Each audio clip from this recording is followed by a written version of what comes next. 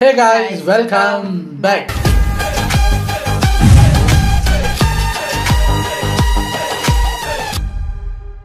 இன்னைக்கு நம்ம எந்த வீடியோக்கு ரியாக்ட் பண்ண போறோம் அப்படின்னு பார்த்தீங்கன்னா, ரொம்ப நாளைக்கு அப்புறம் நம்ம தமிழ் லைட்ல இருந்து ஒரு வீடியோ எடுத்துட்டு வந்திருக்கேன். நிறைய பேர் இதுக்கு ரியாக்ட் பண்ணுங்க அப்படின்னு சொல்லிட்டு இருந்தீங்க.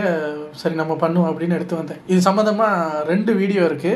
இப்போ ஒன்றும் அடுத்தது ஒன்றும் நான் அப்புறம் போடுற 2மே வேற வேற சேனல் தான். ஸோ அதை பார்க்கணுன்னா அதுக்கு முதல் இதை பார்க்கணும். இப்போ ரீசெண்டாக நம்ம ஒரு லாக்அப் டெத் ஒன்று நடந்ததில்ல, அஜித் குமார் அப்படின்னு. ஸோ அது முதல்ல நம்ம அந்த 2வது வீடியோ பார்க்கணும்னா அது என்ன கேஸு, என்ன நடந்தது ஏதுங்கிறத டீட்டெயிலாக பார்க்கணும். அதுக்கு நம்ம வாழ்க ஜனநாயகம், என்ன சார் இப்படி அநியாயம் பண்ணுறீங்க அப்படின்னு தமிழ் லைட்டில் ஒரு வீடியோ வந்திருக்கு. ஃபர்ஸ்ட் அதை பார்ப்போம், அப்புறம் 2 hours கழித்து அந்த செகண்ட் வீடியோ என்னங்கிறத அப்புறம் பார்ப்போம். ஸோ என்ன நடந்தது ஏதுங்கிறத உள்ள போய் பார்த்துடலாம். இது ஒரு 13 minutes வீடியோங்கிறதுனால டக்குன்னு பார்த்துட்டு போயிடலாம். ரெடி.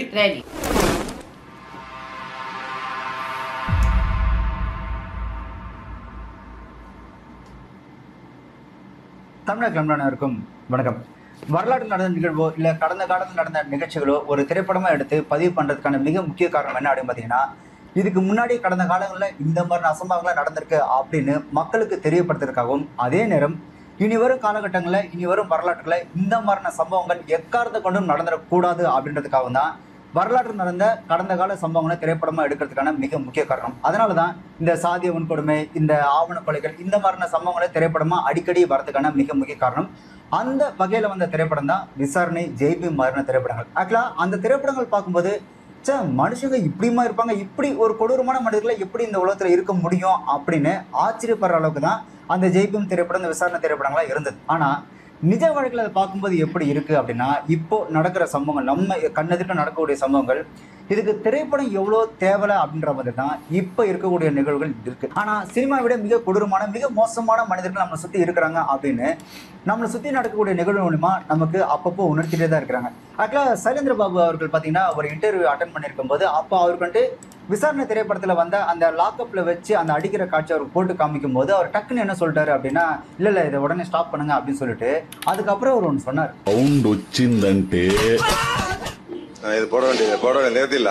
போலீஸை பற்றி ரொம்ப மோசமாக வயலன்ஸான சீன்ஸை சினிமாவில் சேர்த்து டிபார்ட்மெண்ட்டுக்கே சில இயக்குநர்கள் அவ பேரை உருவாக்குறாங்க அப்படின்னு சொன்னது மட்டும் இல்லாமல், இந்த மாதிரியான காட்சிகளால சமுதாயத்துக்கு பெரிய கேடு தான் வரும் அப்படின்னு சொல்லிட்டு அல்டிமேட்டாக அவர் சொல்லியிருந்தார்.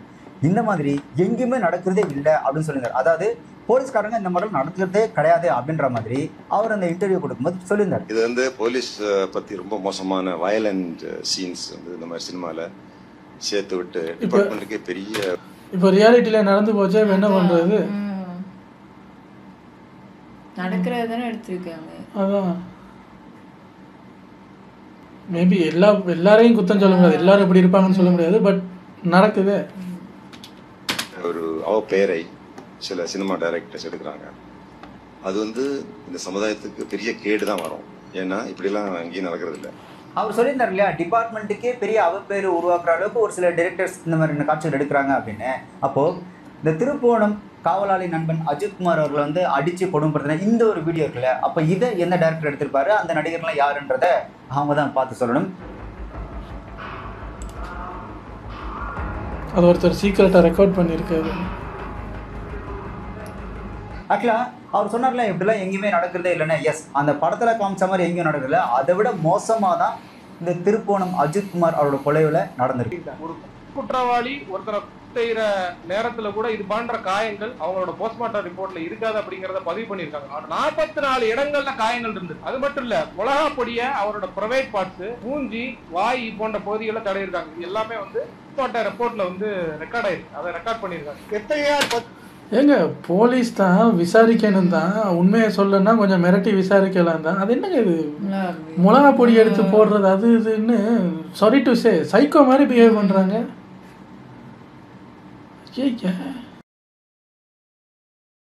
இப்போ ஒரு சைக்கோ கொலை பண்ணிட்டாரு, அப்போ எப்படி அந்த காயங்கள் இருக்குது அப்படின்னு சொல்லும்போது, இப்படி இருக்குது சார், மிளகா பொடியை தூக்கி அங்கே போட்டால் இப்படி அப்படி சொல்லி தான் கேள்விப்பட்டிருக்கான். ஒரு போலீஸ் விசாரணையில் ஒருத்தர் இறந்து போயிட்டாரு, எப்படி சார் அவரோட செத்துருக்காருன்னு பார்த்தா 44 இடத்துல காயம். அப்படி என்ன சார் விசாரிப்பீங்க? இப்போ இந்த வீடியோ ப்ரூஃப் மட்டும் வரலன்னா எஸ்கேப் ஆகிருப்பீங்கல்ல. பதிவு செய்வதற்கு முன்பே மானாமதுரை டிஎஸ்பி அவர்கள் தலைமையில் செயல்படுகின்ற ஒரு ஹெட் கான்ஸ்டபிள் மட்டும் அதை லீட் செய்கின்ற ஒரு ஸ்பெஷல் டீமிடம் எஃப்ஐஆர் இல்லாத நேரத்தில் வழக்கு விசாரணை ஒப்படைக்கப்பட்டது. அந்த ஸ்பெஷல் டீம் அஜித்தையும் பின்னர் இரவில் அருணையும் மற்றவர்களையும் அவருடைய தம்பி நவீனையும் காவலில் இரவு முழுவதும் 27ஆம் தேதி இரவும் 28ஆம் தேதி காலை விடியங்காலை நாள் முழுவதும் திருப்பவரத்தை சுற்றி இருக்கக்கூடிய ஒரு 4 பகுதிகளுக்கு கூட்டிச் சென்று மிக கொடூரமான சித்திரவதை நடத்தினார்கள் என்பதை நீதிபதி கேட்டு ஆவேசப்பட்டு வருத்தப்பட்டு ஆணையில் குறிப்பிட்டிருக்கிறார். இவங்க ஏற்கனவே கோயில்ல போய் அங்க இருந்த சிசிடிவி ஃபுட்டேஜை எடுத்து இவங்க கொண்டு போய் நடக்கிற குற்றத்தை வந்து கண்டுபிடிக்கிறதுக்கு முக்கியமான எவிடன்ஸ் கலெக்ஷன் அதை எரைஸ் பண்ணிருக்காங்க. ஜெய்பீம் திரைப்படத்துல ஊரோட இருக்காங்களா இல்லையா அப்படின்னு தெரிஞ்சுக்கிறதுக்காக அந்த கண்ணில் மிளகா பிடி தூணாங்களே அதெல்லாம் பார்க்கும்போது ஏன்டா இப்படி இல்லாமடா ஒரு டிபார்ட்மெண்ட்ல பண்ணுவாங்க அப்படின்னு அந்த படத்தை பார்க்கும்போது நமக்கு ஒரு மாதிரி ஆதங்கமோ ஒரு அதிர்ச்சியமா இருந்தது இல்லையா. அதை விட மோசமா தான் இந்த அஜித்குமார் அப்படின்ற அந்த காவலாளி நண்பனுக்கு இவங்கெல்லாம் சேர்ந்து பண்ணிருக்காங்க. 44 இடங்கள்ல காயங்கள் இருந்தது. அது மட்டும் இல்ல மிளகா பொடிய அவரோட பிரைவேட் பார்ட்ஸ் மூஞ்சி வாய் போன்ற பகுதிகளை தடையிருக்காங்க. இது எல்லாமே வந்து ரிப்போர்ட்ல வந்து ரெக்கார்ட் ஆயிருக்கு. அதை ரெக்கார்ட் பண்ணி ஒரு நபரோட பணமோ நகை ஏதோ ஒன்று திருடு போயிடுச்சு அப்படின்னா அதுக்காக அவங்க ஒரு லோக்கல் ஸ்டேஷன்ல போய் கம்ப்ளைண்ட் கொடுக்குறாங்க அப்படின்னா கம்ப்ளைண்ட் பதிவு பண்ணிட்டு அந்த லோக்கல் ஸ்டேஷன்ல இருக்கிறவங்க யார் மேல கம்ப்ளைண்ட் கொடுத்துருக்காங்களோ அவங்கள போய் கூட்டிட்டு வந்து அதுக்கப்புறம் அந்த லோக்கல் ஸ்டேஷன்ல இருக்கக்கூடிய அந்த போலீஸ்காரங்க அந்த அதிகாரிங்க அந்த ஆளை கூப்பிட்டு வந்து அடிச்சு ஏதோ ஆகி அதுக்கப்புறம் அவங்க இறந்துட்டாங்க அப்படின்னா அது வந்து அந்த லோக்கல் ஸ்டேஷனோட மிஸ்டேக்னு கூட சொல்ல முடியாது. கூட்டிட்டு வந்து லாக்அப்ல வச்சு அடிச்சதுனால இறந்துட்டாரு அப்படின்னு போது அது ஒரு கொலை வழக்கு அப்படின்னு கூட சொல்லணும்னு வச்சுக்கலாம். இது அந்த ஸ்டேஷனுக்குள்ளேயே நடக்கிற ஒரு விஷயம். அது வந்து ஒரு லோக்கல் ஸ்டேஷனோட மிஸ்டேக். ஆனா இந்த காவலாளி அஜித்குமார் அவரோட இறப்புல நடந்த ஒரு விஷயம் அப்படின்றது ஒட்டுமொத்த சிஸ்டத்தோட மிஸ்டேக். ஒரு லா அண்ட் ஆர்டரோட ஒட்டுமொத்த சிஸ்டத்தோட மிஸ்டேக்னால அவங்களோட அந்த என்ன சொல்றது ஒரு அதிகார துஷ்பிரயோகத்தினால ஒருத்தரோட உயிர் அநியாயமா போயிருக்கு. ஒரு லோக்கல் ஸ்டேஷன்ல நகை காணாமல் கொடுக்கப்பட்ட ஒரு கம்ப்ளைண்ட்டுக்கு முறையான வழக்கே பதிவு செய்யாத ஒரு கேஸுக்கு டிஎஸ்பியே நேரடியா இறங்கி வந்து ஒரு தனிப்படை அமைச்சு முறையான ஒரு கம்ப்ளைண்டே இல்லாம ஒருத்தர் கைது பண்றதுக்கு பேர் வந்து கிட்னாப் தான். ஒருத்தரை ஒரு டிஎஸ்பியை தனிப்படை அமைச்சு கிட்னாப் பண்ணி ஒருத்தரை கொலை பண்ணியிருக்கிறாங்க அப்படின்னும் போது இங்க நம்ம கவனிக்க வேண்டிய ஒரு விஷயம் என்ன அப்படின்னு பார்த்தீங்கன்னா ஒரு லோக்கல் ஸ்டேஷன்ல ஒரு செயின் காணோம் அப்படின்னு கொடுக்கப்பட்ட ஒரு கம்ப்ளைண்ட்டுக்கு ஒரு டிஎஸ்பியே இறங்கி வந்து ஒரு தனி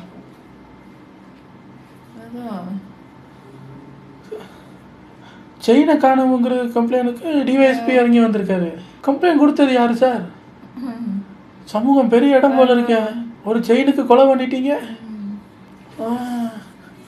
பாருங்க. இப்போ நமக்கு இறந்து போன நண்பர் அஜித்குமார் அவரோட பேர் தான் தெரியும்.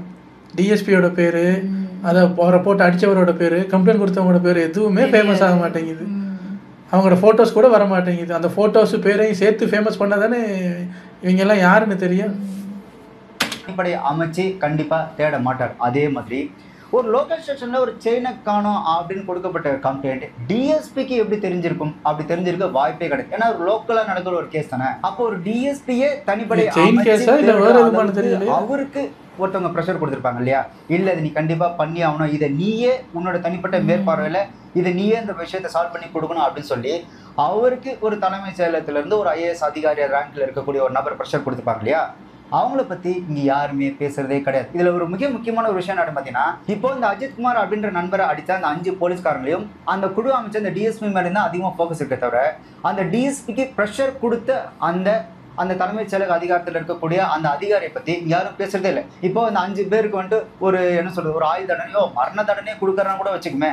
இப்போ இவங்க எல்லாரும் ஒரு பலிகடை தானே. ஆக்சுவலா இந்த சிஸ்டம் எப்படி இருக்கு அப்படின்னா ஒபே த ஆர்டர் அப்படின்றதான். இந்த ஆர்டரை ஒபே பண்ண இவங்களுக்கு பனிஷ்மெண்ட் கிடைச்சிருச்சு. ஆனா அந்த ஆர்டரை போட்டவங்க இருக்காங்க பார்த்தீங்களா, அவங்கள பத்தி இங்க யாரும் இந்த சோசியல் மீடியாலும் சரி இந்த பெரிய ஆட்களும் சரி யாரும் எதுவும் ஒரு வார்த்தை கூட பேசுறதே கிடையாது. இப்போ இந்த 5 பேருக்கு தண்டனை கிடைச்சிருச்சு, அந்த டிஎஸ்பிக்கு ஒரு தண்டனை கிடைச்சிருச்சு, அவங்க ஏதோ தண்டனை அனுபவிக்கிறாங்க அப்படின்னு இருக்கட்டுமே. இப்போ அந்த ஆர்டர் போட்டாங்கல்ல அவங்க இருக்கட்டுமேன்னா அப்போ அவங்களுக்கு இன்னும் தண்டனை கிடைக்கலையா? இது இப்போ எத்தனை வருஷத்துக்கு இழுத்து எப்போ தண்டனை கொடுக்க போறாங்களோ தெரியல. இப்போ இந்த 5 போலீஸ்காரங்களாம் இல்லைன்னா என்ன, ஏன் தமிழ்நாட்டில் வேற போலீஸ்காரங்க இல்லையா?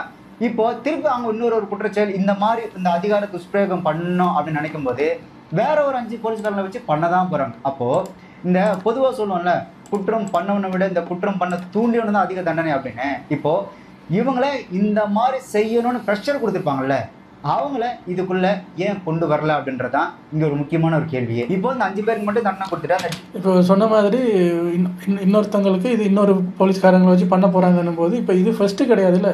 இப்போ ஒரு 2 வருஷத்துக்குள்ளே ஏதோ அந்த சாத்தான் குளம்ங்கிற ஒரு கேஸ் வந்துச்சுல, அங்கே ஒரு அப்பா பையனையுமே லாக்அப் டெத்து தானே. அப்போ இது கண்டினியூ ஆகிட்டு தான் இருக்குது. இப்போ நம்ம அதை மறந்துட்டோம், இதை பிடிச்சிட்டு இருக்கோம். திருப்பி ஏதாவது நடந்தாலும் இதை மறந்துடும், அதை பிடிச்சிட்டு இருப்போம். அந்த டிஎஸ்பி மட்டும் தண்டிச்சுட்டு விட்டுட்டாங்க அப்படின்னா, அதோட இந்த கேஸ் அப்படியே ஓரளவு கண்ட்ரோல் கொண்டு வந்து முடிக்கிறாங்க அப்படின்னா, இவங்களுக்கு ஆர்டர் போட்ட அந்த ஒரு முக்கியமான நபர் இருக்காங்களே, அவங்க இதுக்கப்புறம் இதே மாதிரி எத்தனை பேரோட வாழ்க்கையை கெடுப்பாங்க, எத்தனை பேரோட வாழ்க்கையை அந்த நாசமாக்குவாங்க, எத்தனை பேரோட உயிர் போகும் அப்படின்றது சொல்லவே முடியாதுல்ல. அவங்களோட அதிகார பலத்தை வச்சு இந்த கேஸ்ல அவங்க எஸ்கேப் ஆகிட்டாங்க அப்படின்னா திரும்பவும் இந்த மாதிரியான சம்பவங்கள் திரும்பவும் நடக்க தான் செய்யும்.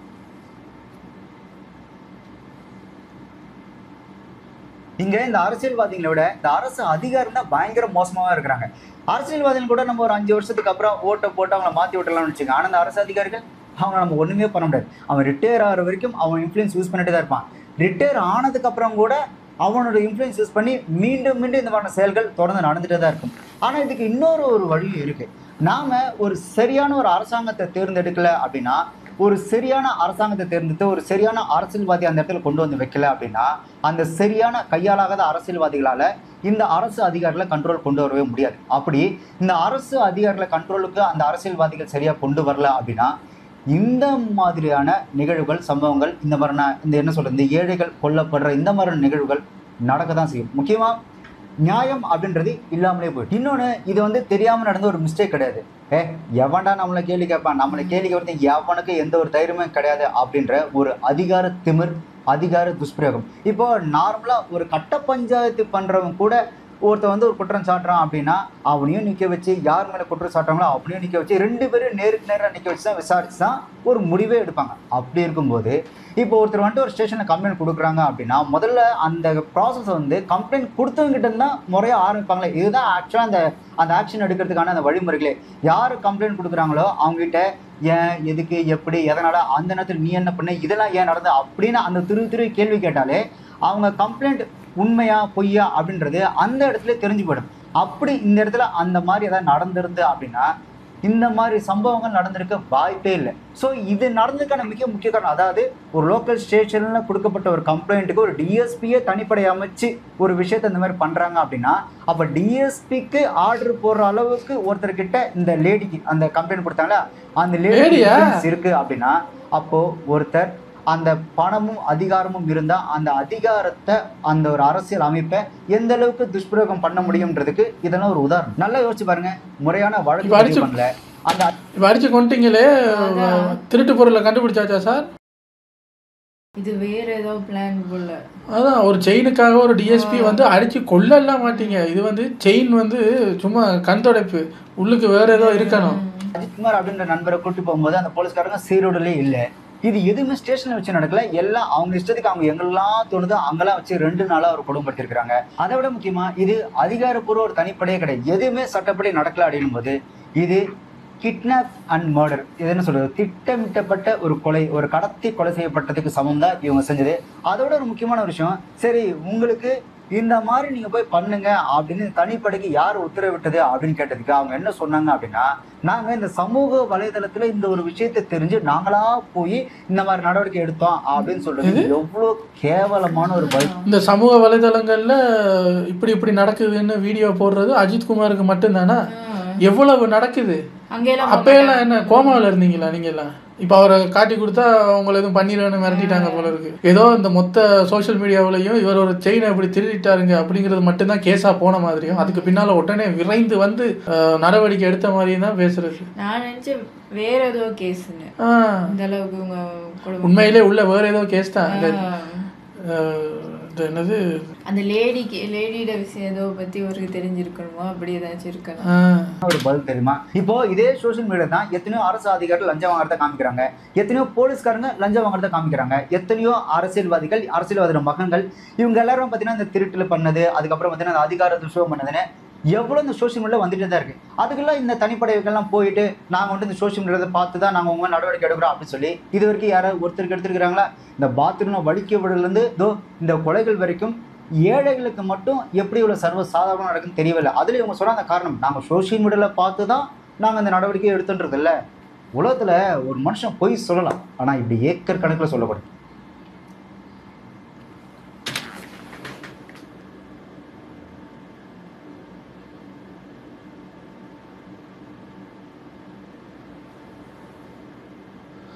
இவங்க தானே அது 5 பேர். சரி, நீங்கள் இப்போ விசாரித்ததில் ஒரு 4 பேரை விசாரிச்சேங்கிறீங்களே, அதில் இவர் மட்டும் ஏன் இறந்து போனார்? அவர் எங்கேயோ செக்யூரிட்டி இந்த அரசு இயந்திரமும் ஒருத்தருக்கு சாதகமாகவும் இவங்கெல்லாம் ஏழை இப்ப அடிச்சாலும் யாரும் வந்து கேட்க போறதில்ல அப்படின்றதுனாலயே அவங்களுக்கு மறுக்கப்படுற நீதி அப்படின்றது இந்த சமூகத்தின் ஒரு மிகப்பெரிய ஒரு சாபக்கேடு. இந்த ஏழைகளுக்கு எதிராக ஒரு அநீதி நடக்கும்போது அவங்களுக்கு கடைசி புகலிடமா இருக்கக்கூடியது போலீஸ் ஸ்டேஷன், அதுக்கப்புறம் நீதிமன்றங்கள் தான். ஆக்சுவலா இதுதான் அவங்களுக்கான அந்த ஒரு கடைசி புகலிடமா இருக்கிறது. ஆனா இப்போ இருக்கக்கூடிய இந்த சொசைட்டில அவங்களுக்கு கடைசி புகலிடமா இந்த நீதி வாங்கி தரக்கூடிய இடத்துல மிக முக்கியமான பங்கு யார் வகிக்கிறா அப்படின்னு பார்த்தீங்கன்னா இந்த சோசியல் மீடியா தான். ஆக்சுவலா சோஷியல் மீடியா இந்த ஒரு விஷயத்தை கையில் எடுத்ததுக்கு அப்புறம் தான் நிறைய பேருக்கு இந்த விஷயம் தெரிய ஆரம்பிச்சது. அதே மாதிரி அவங்களுக்கு நியாயம் கிடைக்கிறதுக்கான விஷயத்துக்கு ஏற்ற மாதிரி இந்த சோஷியல் மீடியாவில் இருக்கிறவங்க அவ்வளோ போஸ்ட் போட்டு ஜஸ்டிஸ் ஃபார் அஜித் குமார் அப்படின்னு இந்த சோஷியல் மீடியாவில் எல்லாரும் இறங்கினதுக்கு அப்புறம் தான் இந்த ஒரு விஷயம் மிகப்பெரிய ஒரு பிரச்சனையாக கிளம்பி இன்னைக்கு அவங்களுக்கு நிறைய நியாயம் கிடைக்கிற அளவுக்கு இந்த சோஷியல் மீடியா அவங்களுக்கு உருவாக்கி கொடுத்துருக்கு. இந்த சோஷியல் மீடியா இந்த மக்களுக்கு ஒரு பக்கபலமாக இருக்கிறது அப்படின்றது. ஸோ எனக்கு பர்சனலி இந்த சோஷியல் மீடியா நண்பர்களுக்கு இந்த ஒரு விஷயத்தில் கண்டிப்பாக தேங்க்ஸ் சொல்லணும் அப்படின்னு தோணுச்சு. ஏன்னா அவங்க இந்த ஒரு விஷயத்த கையில் எடுத்து ஒரு மிகப்பெரிய ஒரு பிரச்சனையை கிளப்பினால தான் இன்னைக்கு அவங்களுக்கு ஒரு சரியான ஒரு நியாயமான ஒரு தீர்ப்பு கிடைக்கும் அப்படின்னும், அதை விட முக்கியமாக இனி வரும் காலங்களில் இந்த மாதிரியான தவறுகள் நடக்காமல் இருக்கிறதுக்கு இந்த சோஷியல் மீடியா இந்த ஏழைகளுக்கும் இந்த பாதிக்கப்பட்ட அந்த அநீதி இழைக்கப்படுற மக்களுக்கு பக்கபலமாக இருக்கும் அப்படின்னு ஒரு நம்பிக்கை. ஆனால் முக்கியமான ஒரு விஷயம், அந்த டிஎஸ்பிக்கு அழுத்தம் கொடுத்து அந்த ப்ரெஷர் கொடுத்த அந்த தலைமைச் செயலக அதிகாரி யாருன்னு கண்டுபிடிச்சு அவருக்கு சரியான தண்டனை கொடுக்கல அப்படின்னா இப்போ இந்த காவலாளி நண்பர் அஜித் குமார் இருக்கார் இல்லையா, அவரை பற்றி ஒரு திரைப்படம் எதிர்காலத்தில் வரும். அப்படி எதிர்காலத்தில் அவரை பற்றி இந்த மாதிரியான ஒரு திரைப்படம் வரும்போதே அந்த தண்டிக்கப்படாத அதிகாரி இருக்கார்ல, அவர் இந்த அஜித்குமாருக்கு நடத்தின மாதிரி இன்னும் யாரோ ஒருத்தருக்கு மீண்டும் இந்த மாதிரியான ஒரு அநீதியை வேற ஒருத்தருக்கு அவர் செஞ்சுட்டே தான் இருப்பாரு, அவருக்கு சரியான தண்டனை கிடைக்கிற வரைக்கும். அண்ட் அந்த ஏற்கனவே இந்த மாதிரி லாக்அப் டெத்லாம் நடக்கும்போது பார்த்தீங்கன்னா இந்த சூர்யா அவர்கள், ஜிவி பிரகாஷ், சத்யராஜ், அந்த முக்கியமாக திருமாவளவன், இந்த மாதிரி நாட்கள்லாம் பார்த்தீங்கன்னா பயங்கரமாக பொங்கி எழுந்தாங்க. பட் இது வந்து ஒரு லாக்அப் டெத் கூட கிடையாது. இது வந்து ஒரு நான் சொன்னேன்ல 2வது வீடியோ பண்ண போகிறேன்னு, இதுதான் அந்த டாபிக். நிறைய பேர் என்ன சொல்லிட்டு இருக்காங்கன்னா, எங்கே சார் இப்போ இந்த போராளிங்க எல்லாம் இதுக்கு முன்னாடி நடந்த லாக்அப் டெத்துக்கு எல்லாம் வந்து ஆ ஊன்னு குரல் கொடுத்த நம்ம நடிகர்கள் எல்லாம் ஏன் இந்த இதை பற்றி ஒருத்தர் கூட அதை பற்றி பேசலையே? இந்த மாரி செல்வராஜ் எல்லாம் இதை பற்றி தானே படங்களாகவே எடுப்பார், பொங்குவார், ஏன் எடுக்கலை? அவர் யாரோட ஃப்ரெண்டு? அப்புறம் ஒரு பேட்டியில் எங்கேயோ ஸ்டேஜில் வந்து ஆரியாட்ட அந்த கேள்வி கேட்குறாங்க. இதை கேட்கும்போது இல்லை வேறு டாபிக் பேசுங்க அப்படின்னா அதை வாலண்டியராக கட் பண்ணுறாங்க. நீங்கள் எல்லாம் யாருக்கு ஃப்ரெண்டு? ஒருத்தர் கூட. இப்போ சூர்யாலாம் அந்த டாப்பிக்கை வச்சு தான் ஜெய்பீவிங்கிற ஒரு படமே எடுத்தார். ஸோ ஒன்று நீங்கள் கருத்தே சொல்லாமல் இருக்கணும்.